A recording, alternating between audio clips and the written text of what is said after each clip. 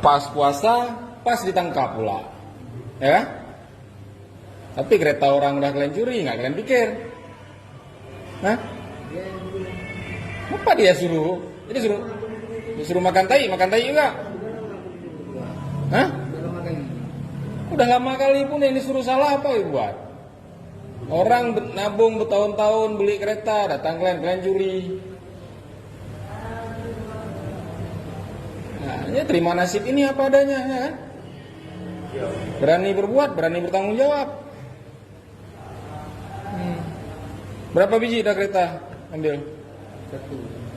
Yang satu ketangkap, yang nggak ketangkap berapa banyak? Banyak dia ambil, dia yang ambil. Dia yang ngambil. Jadi kalian peran kalian apa aja? Nggak pakai kita dia. Nggak pakai kalian? Yang sama kalian berapa banyak udah?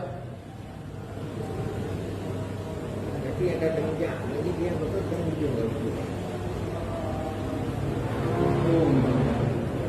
Ya simpul itu kalau dia. Iya, yang sama yang kerja sama kalian berapa banyak udah kalian curi? 5, 4, 3 yang ketangkap, yang nggak ketangkap 15. Alah.